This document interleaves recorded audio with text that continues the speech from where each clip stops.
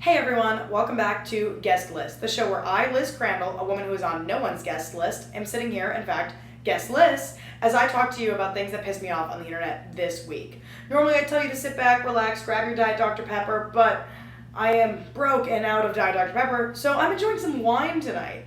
It's Wednesday, it's like 9:30 p.m., so I figured, oh my god, my contact's gonna drive me crazy. Okay, we're okay?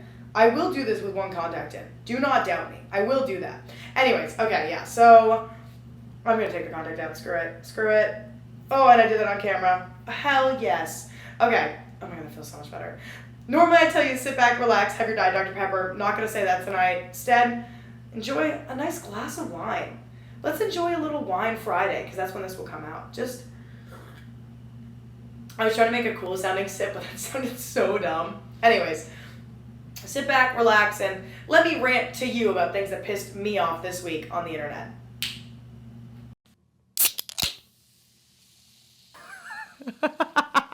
Okay.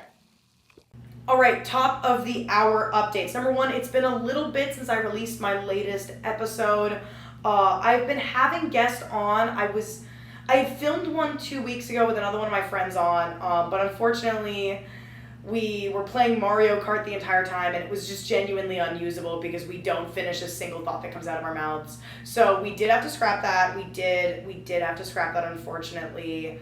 However, here I am again, sitting before you, ready to delve into my issues of the last few weeks. Another top of the hour update, school's gonna be starting back up again. I think I'm gonna do 10 episodes per season and take a month break in between. That feels right to me. Maybe it's going to be half a month. I'm not really sure yet. We're figuring that out. And by we, I do mean me. It's really a me show on this.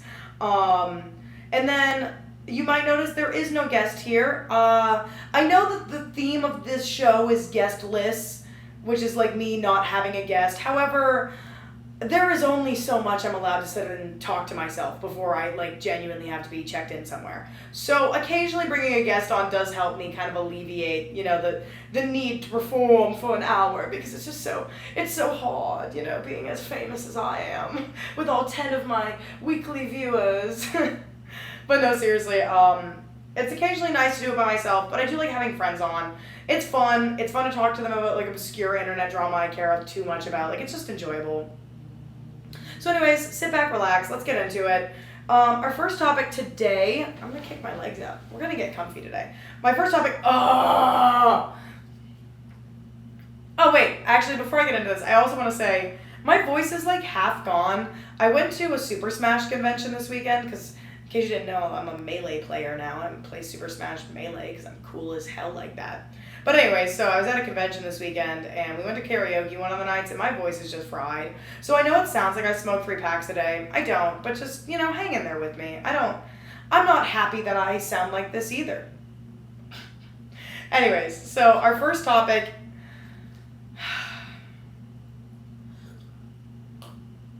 I was going to chug that whole thing, but I was like, that's inappropriate. Our first topic today is the Sydney Sweeney jeans ad. Now this is low-key old news, because it has been a minute since I logged on and filmed one of these bad boys. And I just did an episode where I talked about the friggin' Sydney Sweeney Dr. Squatch ad. I'm low-key tired talking about Sydney Sweeney, but so, my thoughts on the matter. In case you're unfamiliar, American Eagle did a jean campaign with Sydney Sweeney, and basically the campaign is, genes are passed down from parents to offspring. My genes are blue.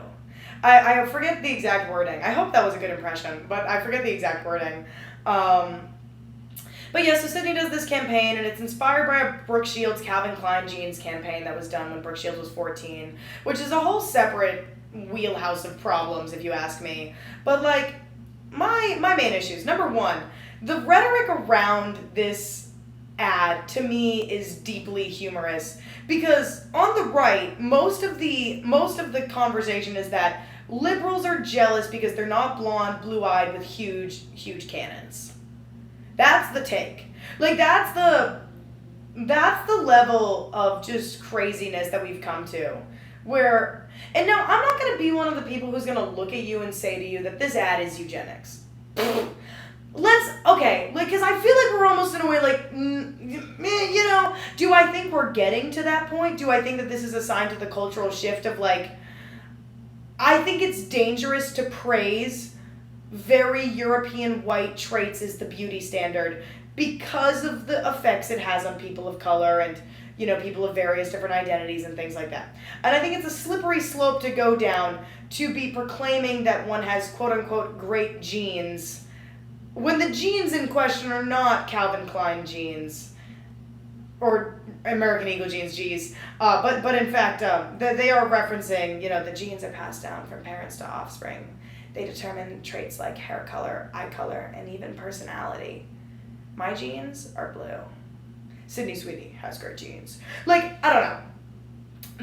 I'm not going to say that it's flat out eugenics because I think that lacks a lot of nuance.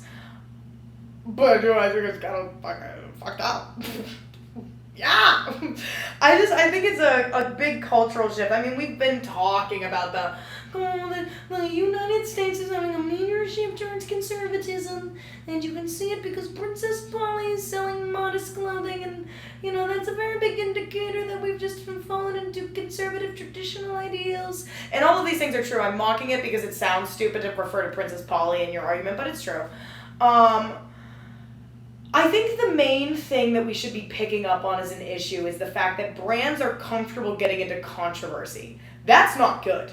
That's not good. For the last God knows how long, we've had brands be genuinely horrified of the idea of being in any form of controversy. That's good. All things considered, I think that's important. Brands shouldn't want to be controversial, you know what I mean? Brands wanting to stir up business for themselves by intentionally kind of rage baiting people, it's a bad sign. That's not a good sign of anything. And then more than that, the thing that confuses me, and I'm not going to sit right here and tell you guys that I really care about this all that much, because I don't. I haven't shopped at American Eagle in God knows how long. I don't really wear their clothing. My outfit pants are from a thrift store. I think they're like Rock Religion or something. No, that's True Religion. They're like Rock Revival. Sorry. These are Rock Revival jeans. My shirt's from Zoomies. I don't really care about American Eagle. That's not my style. So I'm not going to sit here and pretend to you guys like I care all that much about what Sydney Sweeney's spouting these days. It's fun alliteration. Sydney Sweeney spouting. Shenanigans, Sydney Sweeney spouts. Shenanigans that Sydney Sweeney spouts, shocks and shudders, shocks and surprises unsuspecting supervisors. Anyways, the thing that confuses me is that in a month's time at the Toronto International Film Festival, Sydney Sweeney will be starring in the lead role of a movie, a biopic about the boxer Christy Martin. And for those of you who are unfamiliar with Christy's story, Christy was a boxer who was in a very terrible relationship, I think with her manager. It was a heterosexual relationship. He was about 20 to 30 years older than her. Got out of that relationship and came out as a lesbian. For the role, Sydney Sweeney, I think, gained about 30 or so pounds, which probably put her about 150. And she had to get like a brunette bob for the role. So what I don't quite understand is what exactly it is that her management and PR team is doing with these ads. Because after the soap thing, she kind of started to lose any women that had kind of really enjoyed her in Euphoria, that kind of thing. She kind of started to lose them at that point. If the nails weren't in the coffin, but the hammer and nails were near the coffin and somebody was going to go to work, But now that she's done this campaign, any of the audience that would have loved to have gone to see her in that role, I don't think are going to want to go support her in that. And then the Republican dudes that are gooning over her and being like, oh, I love her big fucking tits, they're not going to go see her play a lesbian boxer who's 30 pounds heavier than she is now. I mean, during the time of her filming that movie, people were flaming her online for being quote-unquote mid and being overweight. And that was because she had been filming this movie where she had to gain weight. So what I don't fundamentally understand is like why her management and PR team decided to take on these specific campaigns with this movie coming out.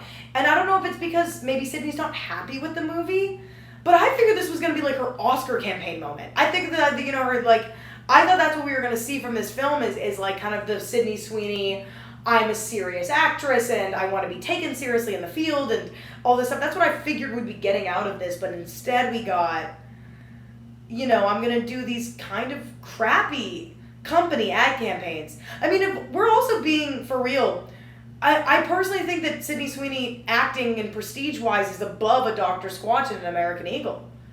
Like, you could have done like a Nordstrom's, you know what I mean? Like, you have Zendaya, for example, a Euphoria co-star of Miss Sweeney, and she's, you know, the face of, oh God, what makeup brand is it? I use their products. It's not Estee Lauder. No, because she's not Estee Lauder. She's the other one that's always next to Estee Lauder and Ulta's. It's not Laneige, because that's the lip mask company. It's like whatever. It'll come to me at some point. But like, you know, she could do these prestige beauty brands or maybe like a Chanel, maybe like a nicer upper. And I know she has done them in the past. So that's why this confuses me is she's getting these bigger and bigger roles in these A-list movies with these incredible teams behind them. And yet she's, you know, taking these kind of weird marketing campaigns that I don't think are necessarily imperative for her. Like, I don't see how these ad campaigns help her career in any measure. I only see them as hurting her because, I mean, I understand that she is a registered Republican, but like in what universe is Donald Trump at this point, when even he has like a really low like presidential support rating, saying, I love Sydney Sweeney and her jeans. I love her jeans, I love her ad, she's a registered Republican, you don't even know who's Republicans, Taylor Swift's not a Republican, she should die, Taylor Swift should die. Like, in what universe is having Trump's rhetoric around you ever a good thing? Like, when is that ever good for business? Especially in Hollywood, where, like, it's kind of virtue signal. I don't know what anybody there really believes, but they do love to virtue signal about being more liberal-leaning and left-leaning in general. So I don't understand what her team is doing. If I was her team, I would not be doing these campaigns. Because I don't think right now is the time to get that right-leaning audience. Not with this movie coming out. I mean, and so my only take is that she must really dislike the movie. Like, she must really dislike her performance in a way that she doesn't want people to see it. Because I can't figure out any other reason that any of this would be rational from her perspective. It just doesn't make any sense. Anyways, yeah, we're gonna move on from that. Oh my god, yes, I'm really excited. Oh my god, I didn't even make a card. Okay, I'm gonna make this a double card because I'm realizing I didn't make a card for one of the topics I wanted to talk about. And so this is gonna take 2 TikTok things. Number 1, the first one, you need to nerd out. This trend is really funny to me because people on the internet are so susceptible to rage bait. And now there's this trend right now on the internet that's making fun of quote unquote pretty people humor. So like people that, you know, grew up really conventionally attractive or probably quote unquote popular their whole life, like how they kind of don't necessarily make good jokes. And, you know, one of these videos I've been seeing is these 2 girls and they're like filming videos together. I think they're friends. I don't really know who these 2 individuals are, but I've been seeing people remaking this video. Because in it, they're like, and that's funny I said in it because that's a good transition. In it, they're talking and they're like, in it. And then one girl is like, that was an ick is what that was. And like, I don't understand the video. I don't necessarily find it quote unquote unfunny. I think that if you take most people like out of stream content and you clip one highly specific part of it where they're just kind of rambling or riffing, it's not necessarily ever going to be funny without context. So I'm not going to sit here and spout out that I think these 2 girls who their names are even beyond me aren't funny. I'm just going to make a statement that like, I do think clipped content on the internet does have a tendency to make people look really bad or unfunny when that might not be entirely the case in actuality.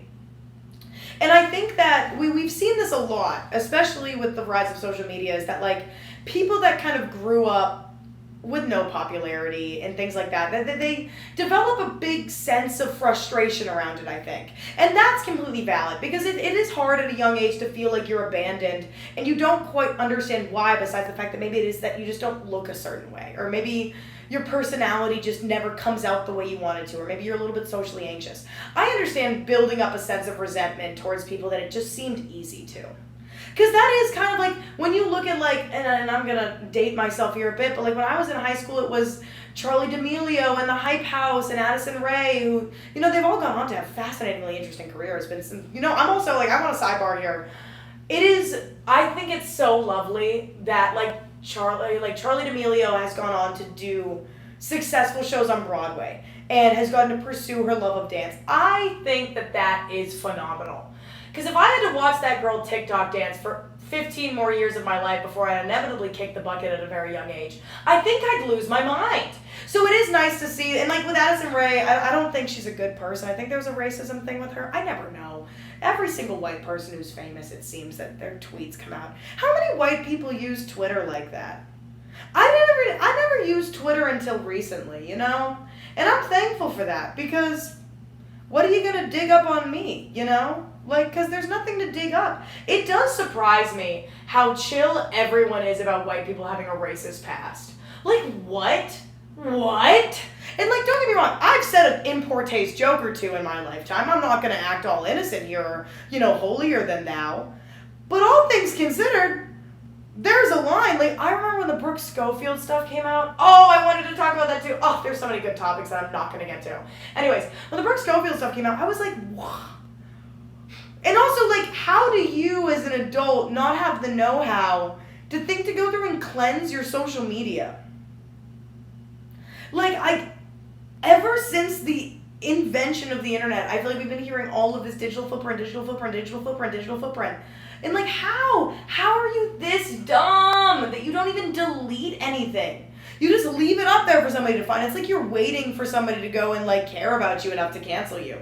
And I guess maybe because like in some instances cancellations low-key work for people, I guess.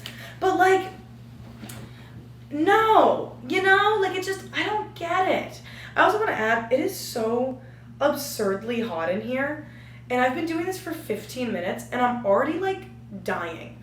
I'm gonna probably have to take a break at 30 minutes because like, my God, is it bad in here right now. Anyways, what was I saying?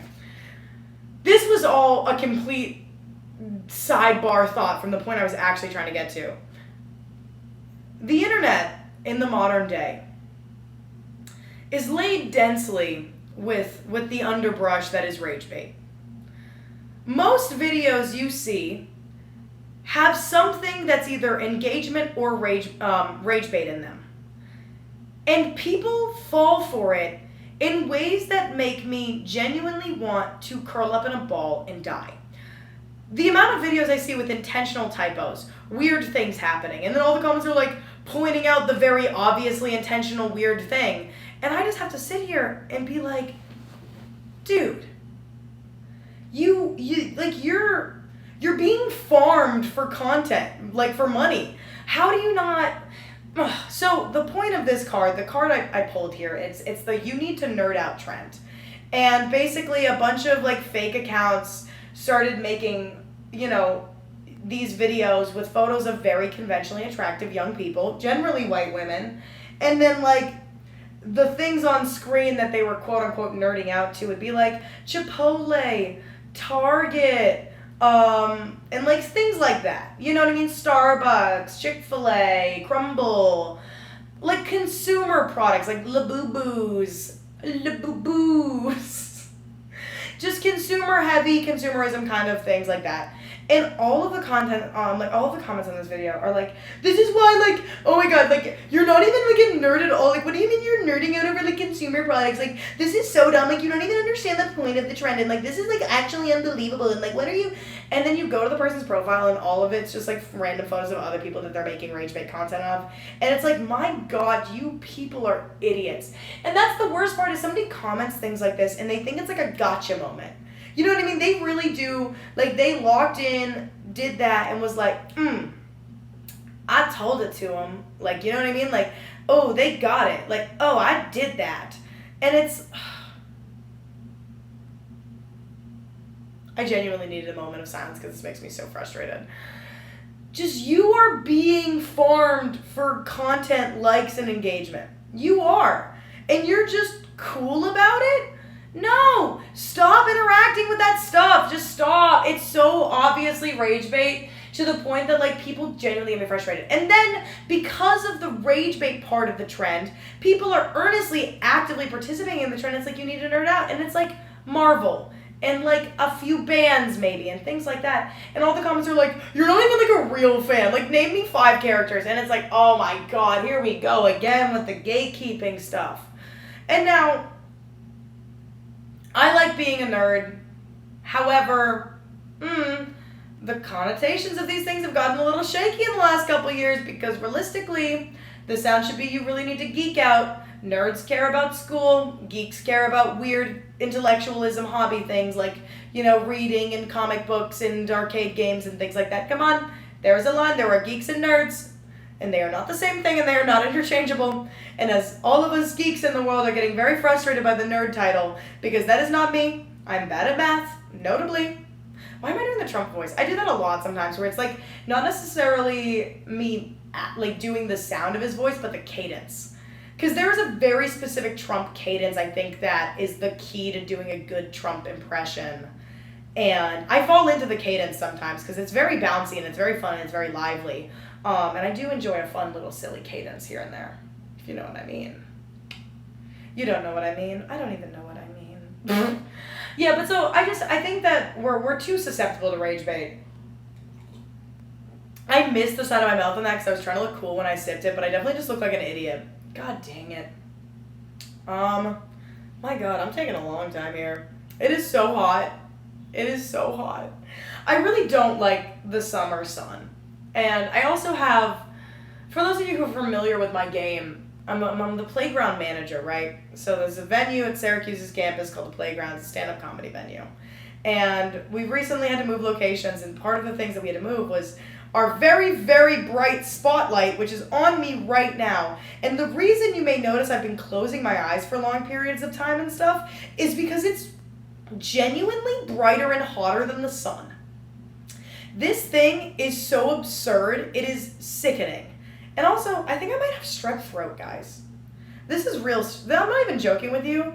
I think I have strep throat, and I'm so humiliated because I cannot be nearly 22 years old getting strep throat. You know what I mean? Like, there are certain illnesses I feel like as a grown person, you can't get the stomach bug.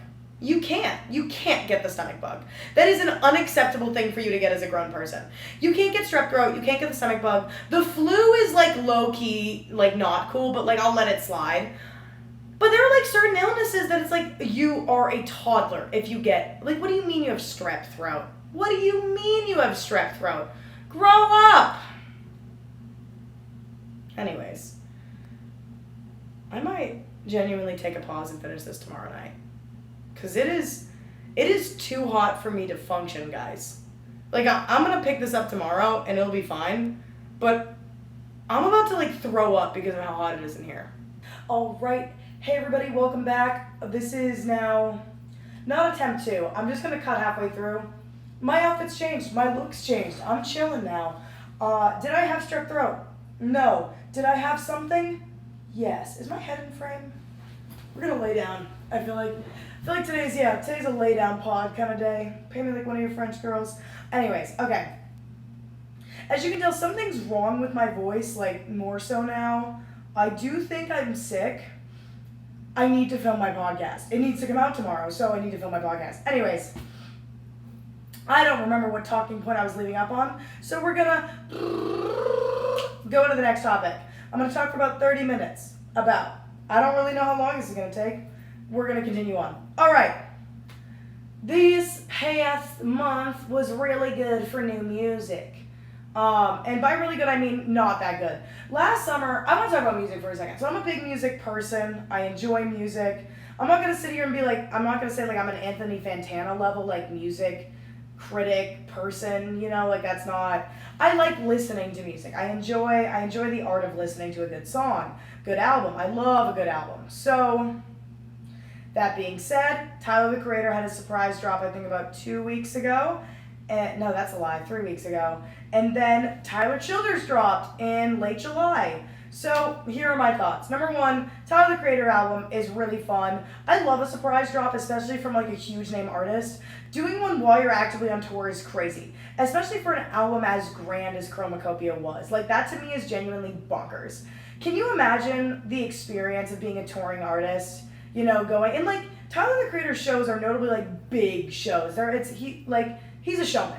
He's a showman. Tyler the Creator, that guy's a showman. But like in all actuality, like he puts on really big, he dances a lot. Like that's a lot wear and tear on the body, the mind, the voice.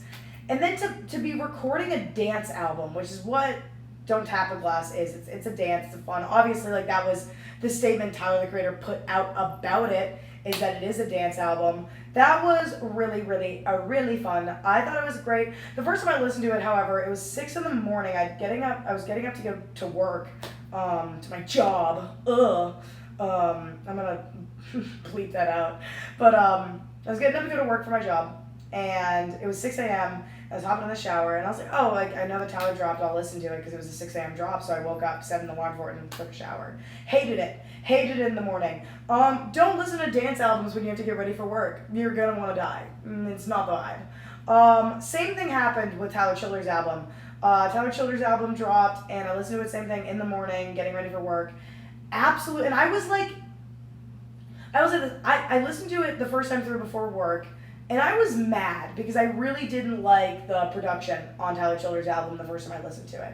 I thought it was crappy, there was too much going on. Also, like, with Tyler Childers, like, his production is generally pretty tame. Even on Take My Hounds to Heaven, he had the Joyful Noise production version. I just don't listen to those because I really like the... I forget the specific titles of the different groupings of the songs that he did with the different production. By the way, so cool. Can we talk about that for a second? Tyler Childers will go down as one of the most interesting artists, I think. Because one thing I really, really like about Tyler Childers is that every one of his albums definitely has a distinct sound and theme to it. And I think that's really cool. I do think a lot of artists kind of churn out the same thing over and over and over again. Zach Bryan comes to mind. If I could beef with Zach Bryan, I would. It sucks, because I was an early adopter of Zach Bryan fanhood. Like, I was in the trenches when Zach Bryan was only really releasing, like, clips of him singing songs onto YouTube with his phone flashlight on. And do you hear how bad my voice is? I'm so sorry. But so, like, when he was making music, like, that's what I was listening to. And I really enjoyed it. Really fun, all things considered.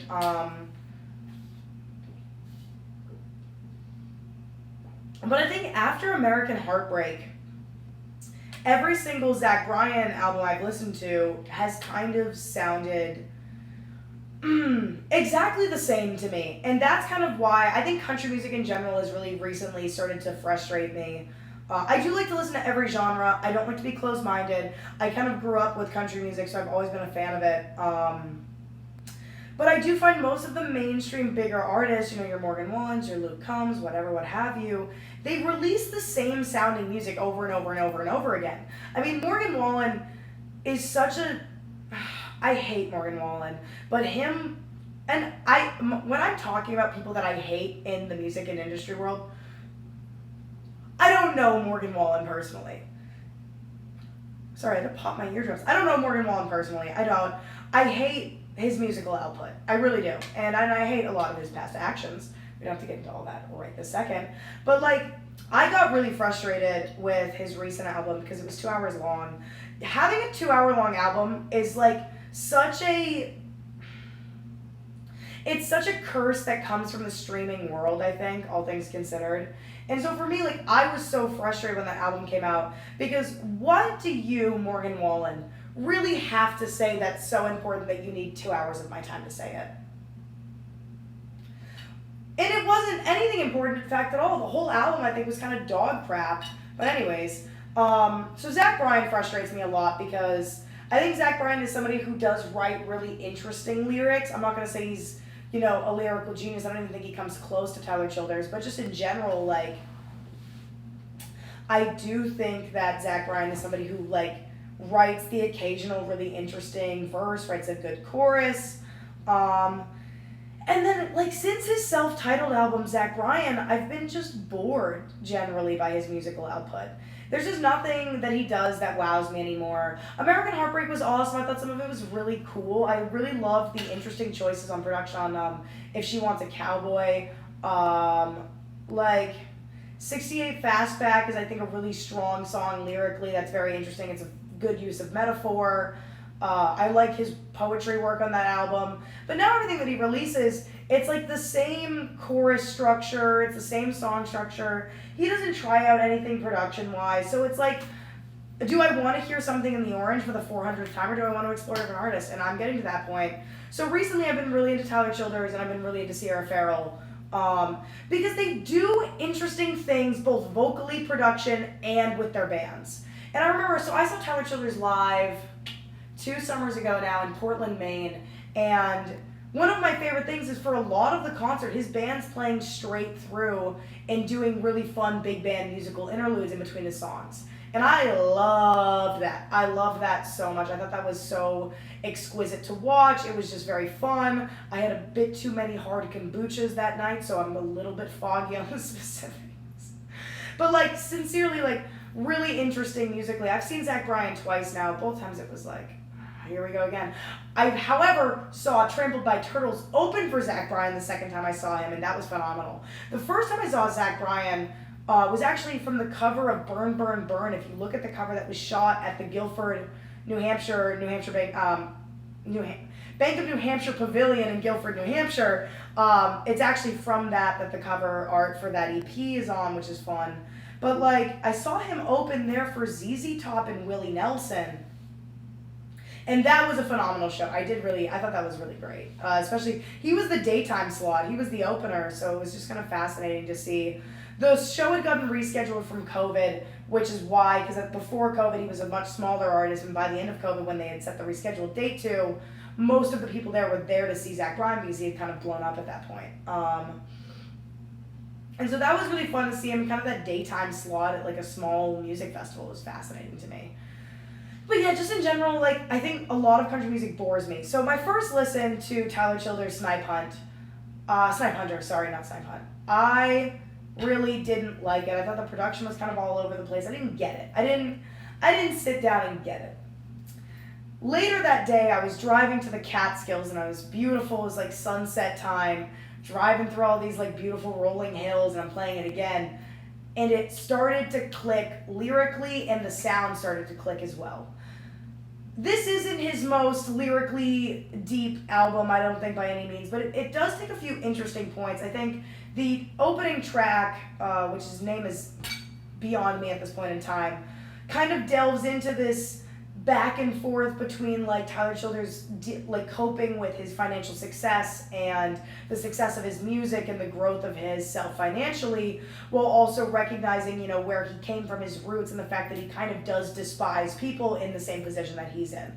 So I thought lyrically that was super interesting, and then more than that, I was very happy to see this kind of inner turmoil be kind of brought out lyrically through this album. Dirty Hot Trail might be one of the greatest songs I think Tyler Childers has ever released, and one of the greatest country songs of the last 10 years. That song is it's like this almost like southern rock feel with this interesting production. I'm using interesting as a buzzword. Sorry, no interesting. Interesting is not allowed in the vocabulary in a podcast.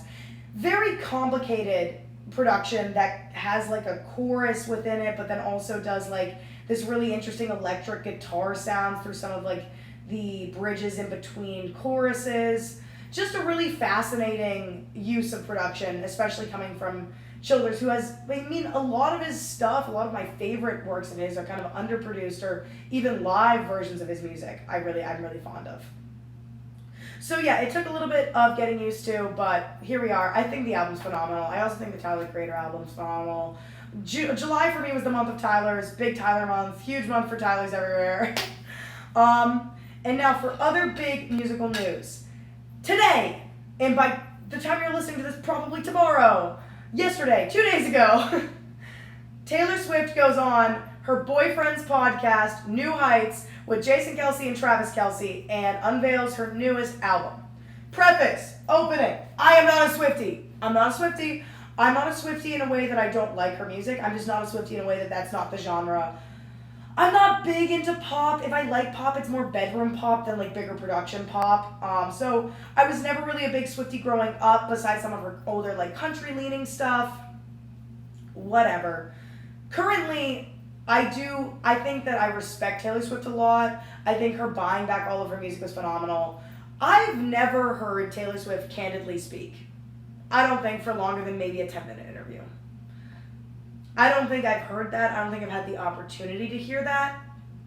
I have been a fan of the New Heights podcast. New Heights podcast. Hashtag reference, hashtag Syracuse. I've been a fan of the New Heights podcast since they brought Gronk on.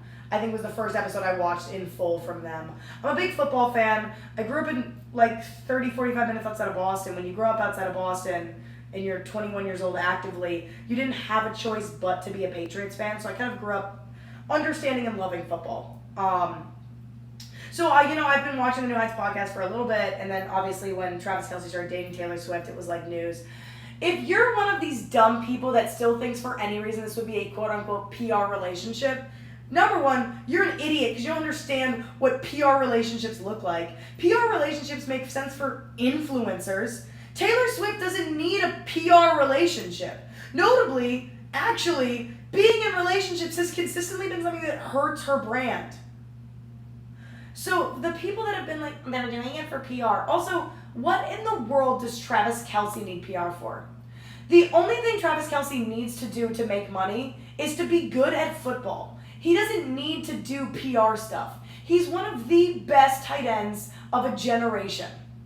He'll go down in history, probably in the Hall of Fame, as one of the best tight ends of all time under Gronkowski. And you're sat here thinking that he and Taylor Swift, of all people, need to be in a PR relationship? You dumb dunce. I hate you. It's so profoundly buffoonish to me that people actually believe that. Because, I get not liking them. Fine. If you're going to be one of those hateful people that earnestly cares that much about stuff, be my guest. I don't care. Be my guest, put in our service to the test. I don't know. Was that a French accent or was that problematic? I don't know. What? But no, it's frustrating. I also think, the backlash T. Switty got, T. Switty's my nickname for my good old buddy Taylor. No, but, the backlash she got for just appearing on the football screen, it sucks. And, any dumb idiot would want to gatekeep football, I guess. But, the reason they did that was because viewership increased for the NFL drastically when Taylor Swift got involved. Facts, no printer. I hate, it's just the truth. And if you're a money-making machine like the NFL is, you're going to keep doing the thing that makes you more money. But that has nothing to do... The only PR, quote-unquote, that could have happened is if the Chiefs personally reached out to Taylor and were like, hey, we have a dwindling fan base. We need you to get our viewership numbers up. But, oh, wait! They were in the midst of one of the greatest football dynasties of all time under the Patriots. So it's what? I hate when people throw things around. I feel similarly about people throwing around media training and PR relationships incorrectly as I feel about when people misuse therapy speak. These two things are kind of equivalencies to me. I get equally frustrated by either one because,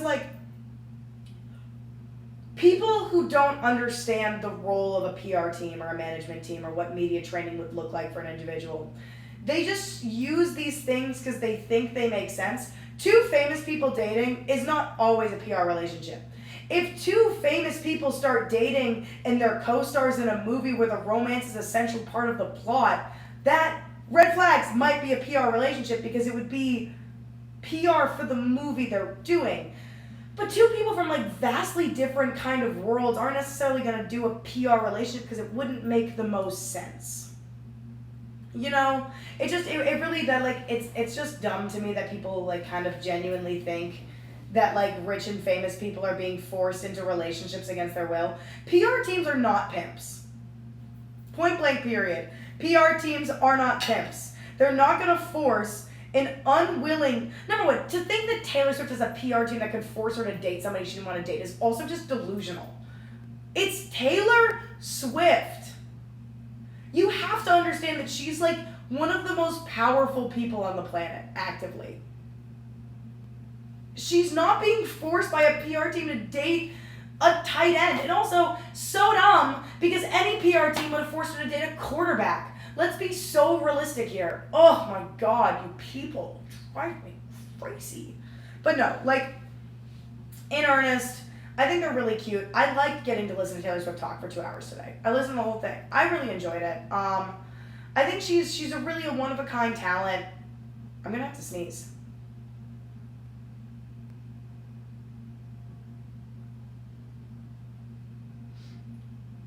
It's still fighting me. I'm gonna be like this for like 5 more seconds. Sorry, guys. Anywhoosies. Yeah, so like, Taylor Swift, I think it was really cool. Her album releases, though... Taylor Swift decided to release an album on my birthday this year. Do you know how cruel that is? I'm sad about it, TBH. No, her album's releasing October 3rd, which is my 22nd birthday. And how poetic is that? I don't know about you, but I'm feeling 22. Everything won't be alright. I butchered that. So sorry. But no, so I'm turning 22 and Taylor Swift's releasing an album on that day, which is kind of beautifully poetic. But also, as an attention hog, because I've struggled my whole life with needing attention from people, I'm quite devastated. Because, like, people are going to, like, talk about Taylor Swift on my birthday. And, like, that's kind of messed up. Whatever. No, I'm excited. I listened to Tortured Poets all the way through when it came out. I want to be able to be involved in conversations about albums when they come out. And like, I never want to be one of those people who, when like Grammy season comes around, is just like, I don't want the album to win. I never want to be one of those people, because I like to listen to all the albums, especially those that are kind of a shoo-in for at least a nomination in Album of the Year. And if Taylor Swift's dropping, it's basically a shoo-in for an Album of the Year nom. Like, that's just how the industry works at this point. Is like, if Taylor Swift's dropping, you better believe there's gonna be a nomination. I've seen people complain about the cover art of the album. They said it looks like it's made on Canva. Hey guys, anything that's photoshopped these days is gonna look like it's made on Canva. Don't diss my girl Canva. Canva's low-key so crazy awesome. I love Canva. I hope my editor, my lovely editor Vic, I don't know if you use Canva, but I hope you do. Vic, if you're watching this, I just want you to know I love you. Like, from the bottom of my heart, like, you're one of my favorite people I've met here, and we've briefly met, but you're genuinely one of the funniest people I know. And I love you. And can you clip this and put this on an Instagram reel and then tag yourself? Love you. But yeah, so I'm excited about that, but it's cool. Also, Taylor Swift, I feel like one of the great powers she's had, and I think one of the reasons her fans love her so much, is she's kind of all revealing in her music, but not necessarily in like her day-to-day life. She's not somebody who goes on podcasts. She's not somebody who does talk shows. I mean, has she even done Hot Ones? She's probably... It's crazy to think that there's still people that are too big for Hot Ones, because I really don't think that there are, but Taylor Swift might be one of those people that's like too big for Hot Ones. But her whole kind of thing is that she's this kind of exclusive person, but yet you gain such like a parasocial relationship with her through her music, because she's really all revealing. In a way, I think that's the one thing I have to say. I guess she used to do Ellen a lot. Can somebody put crickets over that? Wait, I edit the long form. Ah! Anyways, I do think, though, all things considered, it's cool to hear her talk and talk in like a very comfortable environment, where she's obviously like, for example, with Jason, like, she's obviously still getting to know Jason, and Jason's still definitely beginning to understand the relationship between her and his brother. And I think that was kind of lovely to watch. It felt very human. Like, it really did feel like, you know, like a year into dating your partner and you're meeting their family and you've kind of gotten to know their family a bit, but like they're still learning things about you and vice versa. And like when they compliment you, it really means so much. Like, that's, I don't know, it was kind of lovely to watch that dynamic between like famous, ridiculously famous, successful people. So I'm gonna re-clip my hair up because it's really bugging me. Because no, where did the clip go? Okay, I give up. But yeah, no. So I enjoyed the podcast a lot. I thought it was really fun. Makes me feel bad about the editing on this bad boy, but what can you do? And then other thoughts today. No, that was the main one for new music. Rumor on the street is Olivia Rodrigo's dropping. I'm not, again, a big, pop girl, but I think she kind of leans almost more pop punk sometimes, and I kind of love that for her. That'd be fun. Clips album. Clips album was also really good. I mean, was it my favorite album I've listened to this summer? No, it wasn't, and that's okay. Did I love it, though? I did really enjoy it. I'm not going to say I loved it, but I really enjoyed it. All right, next topic. I messed up the order here. So I dropped one of my cards on the floor. This summer, I turned pretty. We're going to be in a similar dynamic here as to when we were talking about Love Island, because I have notably not seen The Summer I Turned Pretty. My entire For You page on TikTok is The Summer I Turned Pretty edits.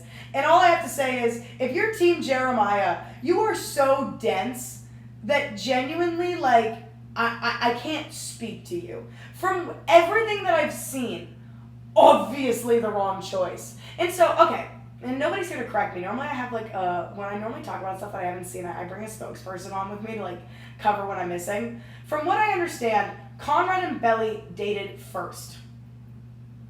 And Belly basically, I think, broke up with him because he was, weird at prom because his mom was dying. And, coming from a terminal illness gal myself, that made it sound like I have one. No, my dad died of a terminal illness. For those of you who are unaware. I think Belly was probably super unempathetic, but also, and this is the thing, I think a lot of people watch shows like this and they get frustrated because they're like, well, the characters don't always make consistent decisions, that it doesn't. Do you remember being 18? Do you remember what hell that was?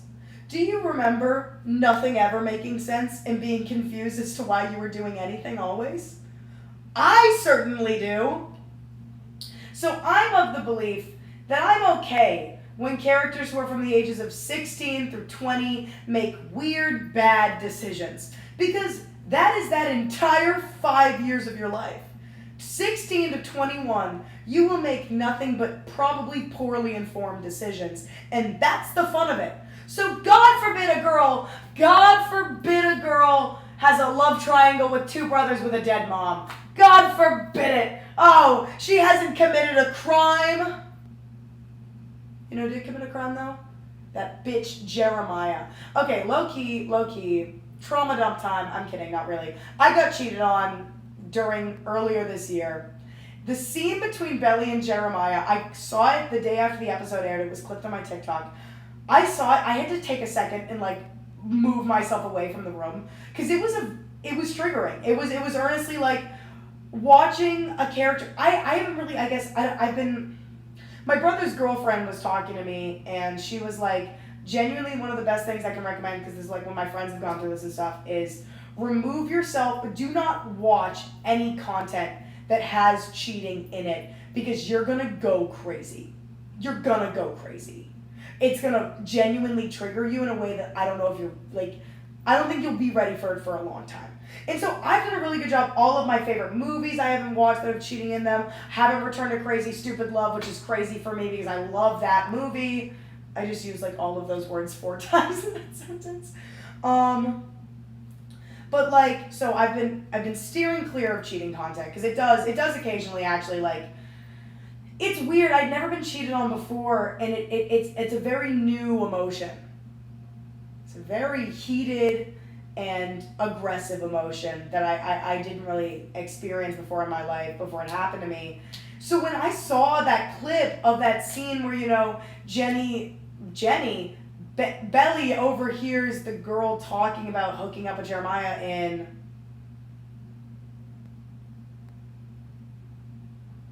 Where were they? Copacabana. I don't remember. It's they were someplace that people spring break at, but I'm gonna call it when they were in the Copacabana. Jeremiah obviously had sex with that girl twice, and they weren't on a break. Jeremiah genuinely coordinated all of that because he knew he wanted to get freaky. He knew he wanted to be a little freaky deaky feller, and he knew that he could maybe, ploy his way out of it if she were to find out. Because they were on a break. If you are somebody who gets cheated on, and I know that people always say this, if it is an all the way cheating scenario where they went through with it and they weren't drunk, this is another thing. I do want to bring this up. When people talk about cheating, specifically when men cheat on women, there oftentimes really does come a line where people don't respect men being like, I was really over the line of intoxicated. People don't really respect men when they say that. And of course, there are instances where people are lying about that to get away with the cheating or make it seem less bad. But I do think that people have a tendency to kind of, specifically when men say that in conversations around cheating, the people do have a tendency to kind of brush that under the rug and immediately want to blame them. This is not the instance we're talking about. Jeremiah plotted on Belly. Jeremiah said, let me fabricate this fight so we'll break up and I'll be single when I go to the Copacabana. And then did what he did. Didn't just do it once, did it twice, and then notably didn't tell Belly. That's the issue here. And so there's a lot of nuances. I think if your partner, if you guys have been together for longer than 2 years, 2 years is the absolute minimum. If somebody cheats on you in under 2 years, just call it quits. Genuinely, and I'm saying this and also saying it to myself because I didn't. When I got cheated on, I didn't immediately leave. So hear me, you're hearing from an equal. I'm not holier than thou. I'm not better than you by any means. But if it's been under 2 years, wipe your hands clean of them. Because I really don't think if somebody can't be loyal to you in under 2 years of your time together, it's a very bad indicator of the type of person they're going to be long term. If they fall that quickly in under 2 years, that's just not your person. And that was always, I will say, like, before I'd gotten cheated on, that was always my thought was like, if I get cheated on, sayonara sucker, good to know you weren't for me.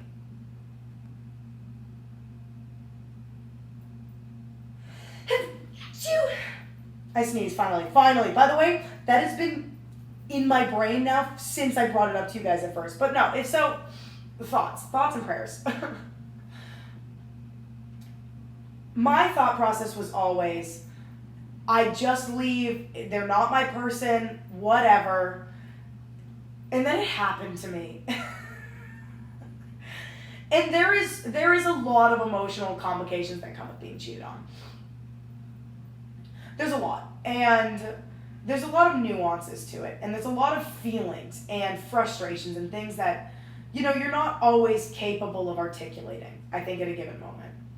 And so I'm respecting that. And so I'm saying this to you, viewer, as an equal. If you don't leave right then, start making your plan to leave. Because there are things you have to sometimes settle emotionally. If there's closure you still need to come to, fine. But do take the time for yourself to start coming up with a plan to leave. Because if it's been under 2 years, and now when you get over 2 years, there are certain other nuances that I'm not going to claim to understand. Do I think I don't really ever think, emotional or physical, I don't really think there's a reason to stay. And I'm saying that, again, as an equal, because I've lived it, and I know it's hard. And that's my frustration with Belly, is I really do hope she ends up with Conrad, or just ends up with none of them. Because it's a life of pain you're in for. Because more than anything else, I do think somebody who cheats on you, I do think the core of it, the very core of cheating, I think is always going to be resentment. Whether they resent you for quote-unquote tying them down, or resent you because of an inferiority complex, or resent you because of X, Y, and Z, I do always think that cheating does come from a place of inferiority or suppression, or specifically like resentment of your partner. Because I find it hard to believe that anybody would cheat just to do... I mean, there's people that are sex addicts. That's true. Sex addicts exist. That's kind of a different beast you're looking at there. But as far as having a physical or an emotional affair, I do think it just comes down to resentment of your partner, or an inability to communicate that you want out of the relationship. With me, for example, mine was a genuine resentment that that person had felt for me.